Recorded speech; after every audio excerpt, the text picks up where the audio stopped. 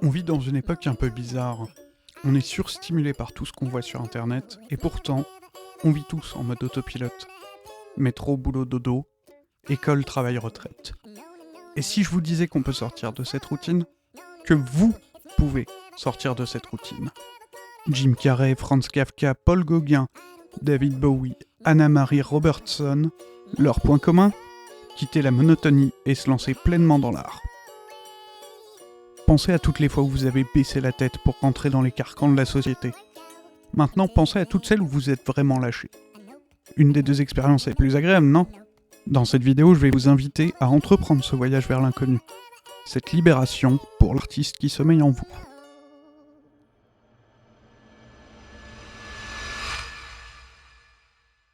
Alors déjà, avant de savoir comment est-ce qu'on va faire, il faut comprendre pourquoi est-ce qu'on va le faire, d'accord ?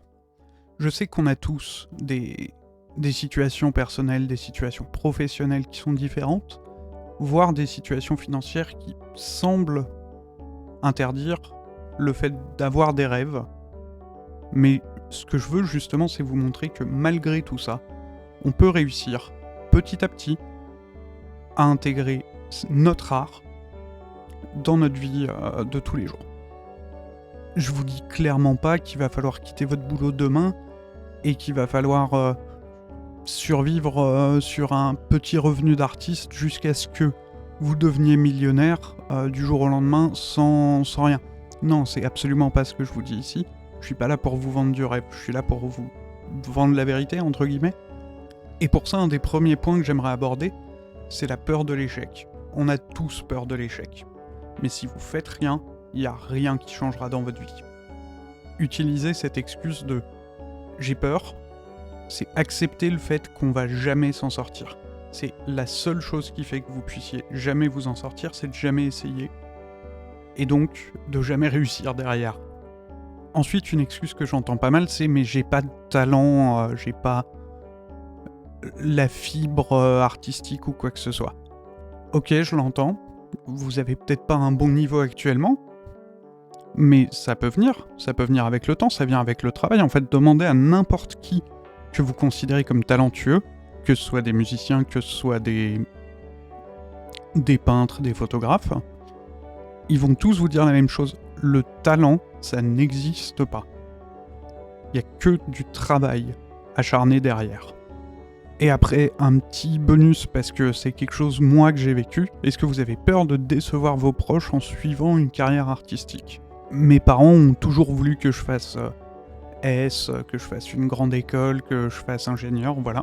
Et quand un jour, j'ai dit à ma mère que je voulais être photographe, elle m'a dit « mais pourquoi ?» Et j'ai dit « je me reconnais pas dans le métier actuellement d'ingénieur, et encore moins aujourd'hui ». Après en avoir pas mal discuté, effectivement, on se rend compte que si les proches y tiennent vraiment à nous, ils vont nous souhaiter le meilleur, ils vont pas vouloir qu'on ait une vie triste. Et de la même manière, vous ne souhaitez pas que vos proches aient une vie pourrie. Donc tant que vous gardez un peu de temps pour vos proches, pour votre famille, pour vos amis, personne va vous en vouloir. Donc c'est pas une excuse, ils vont même la plupart du temps vous soutenir et vous aider comme ils peuvent. Donc ce qu'il va falloir réussir à faire, c'est jongler entre votre situation actuelle, qu'elle soit professionnelle, qu'elle soit personnelle, qu'elle soit financière, et votre passion pour commencer le plus tôt possible. Parce que le plus vous allez travailler, le plus vous allez avoir de chances de réussir. C'est aussi simple que ça.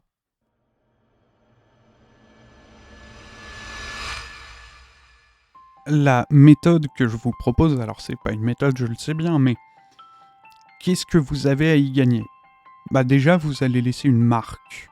Parce qu'un artiste, c'est ça qui fait, malheureusement, souvent les plus grands artistes, alors ils sont un petit peu connus de leur vivant, mais ils sont surtout connus une fois qu'ils sont morts. Vous allez laisser une marque sur les gens, vous allez laisser une marque sur le monde. Et ça, je trouve que c'est plus beau que de se dire, j'ai travaillé 40 ans dans la même boîte et au final, j'étais ok.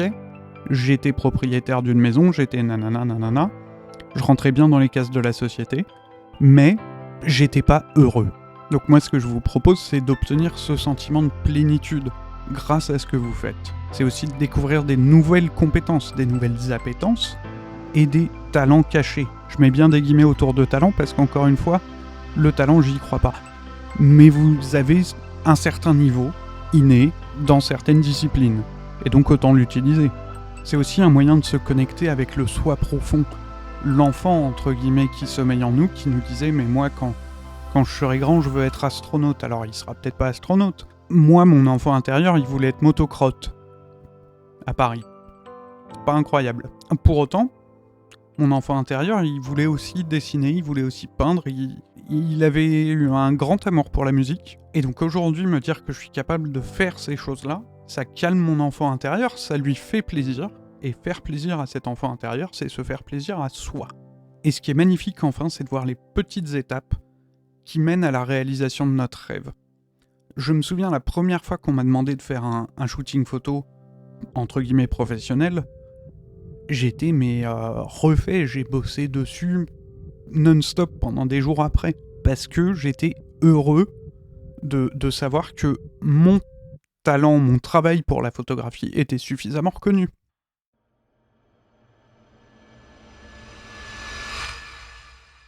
Donc maintenant, j'aimerais vous, entre guillemets, décrire la méthode et pourquoi je la vois comme ça. La méthode, c'est que même si vous n'êtes pas bon, faites. Faites quelque chose qui vous plaît. En soi, c'est pas grave si ça marche pas du premier coup. Tant que vous avez commencé un processus d'amélioration de votre talent, de votre travail, de votre capacité à voir les choses sous un certain angle. La plupart des gens qui prennent une guitare pour la première fois de leur vie entre leurs mains, c'est pas Jimi Hendrix. Ce qui va être beaucoup plus important qu'un talent inné, c'est vraiment la constance, la quantité de boulot que vous allez être capable de mettre dedans. Bien entendu, encore une fois, je vous dis pas allez-y à fond, quittez tout ce que vous avez et faites. Non, faites vivre ça en parallèle de votre activité, de vos activités. Moi, c'est ce que j'ai fait par exemple pour la peinture, la photo et l'écriture. Dites-vous que j'ai commencé ces 3 hobbies, on peut en parler comme ça, alors que j'avais un boulot à côté, alors que j'avais une copine à côté. J'ai fait tout ça tout en gardant du temps pour elle, tout en gardant du temps pour mon boulot, pour pouvoir travailler dessus. Et encore une fois, elle était très contente que moi je puisse bosser sur quelque chose qui me plaît. Et moi j'étais plus rempli en fait à l'intérieur, j'étais mieux dans ma peau. La chose la plus importante, ça va être de trouver votre équilibre. C'est-à-dire qu'il vaut mieux pratiquer une fois par mois, une fois tous les 2 mois même, votre passion. Vous pouvez vous dire par exemple, tous les 2 mois je vais peindre un nouveau tableau, même si c'est que sur un week-end, même si c'est qu'une toute petite toile, je vais faire ça tous les 2 mois, c'est pas grave, j'ai pas besoin de le faire tous les jours, parce que ça détruirait mon équilibre de vie, mais une fois tous les 2 mois, voire une fois tous les mois, ce serait bien entendu mieux si c'était toutes les semaines, si c'était tous les jours, mais tant que vous avez en fait cette constance-là de vous dire bah là c'est le moment où je vais le faire, bah c'est beaucoup mieux, et vous pouvez, une fois que vous vous en sentez prêt, une fois que peut-être qu'il y a quelqu'un qui a remarqué une peinture, qui a entendu un son que vous avez fait, vous allez pouvoir augmenter la fréquence petit à petit parce que ça va vous rapporter un petit peu d'argent, parce que ça va être quelque chose pour lequel vous allez être plus facilement reconnu. Donc ce que j'ai à vous dire par rapport à ça, c'est vraiment de commencer à faire et de faire. Vous posez pas de questions, tout ça pour vous dire que vraiment la seule solution c'est de commencer le plus tôt possible à faire. Si vraiment ce que vous recherchez par votre art, c'est de vous exprimer et d'avoir, entre guillemets, un accomplissement personnel, le seul moyen, ça va être de faire. Et sachez qu'il n'y a aucune honte à demander de l'aide. Dans votre ville ou sur Internet, vous allez pouvoir trouver des communautés de gens qui pratiquent ça. La photo, la peinture, l'écriture, le beatmaking, enfin la musique. Et donc vous tournez vers des gens qui ont plus d'expérience et qui vont la plupart du temps être très heureux de vous expliquer, parce que la plupart du temps, eux aussi ils sont passionnés et donc ils aiment partager leur passion. Trouver ces communautés-là sur Internet chez vous, c'est primordial pour devenir meilleur beaucoup plus rapidement. Parce que vous allez être entouré de gens qui font. Et si vous êtes entouré de gens qui font, vous allez plus faire. Et deuxième point, n'oubliez pas qu'il y a énormément de ressources gratuites sur Internet et sur YouTube en particulier. Si vous voulez apprendre, par exemple en photo, comment fonctionne le triangle d'exposition, vous avez des heures et des heures de vidéos sur le sujet. Donc vraiment, n'hésitez pas. Et si vous voulez plus de vidéos sur la photo, abonnez-vous à la chaîne, elles arrivent. Matériel, technique, numérique, argentique, post-production. On va aborder tous ces sujets dès la prochaine vidéo. Comme vous pouvez le voir, j'ai investi dans un micro. Donc je suis encore dans les balbutiements de YouTube. Donc n'hésitez pas à vous abonner aussi si vous voulez me soutenir.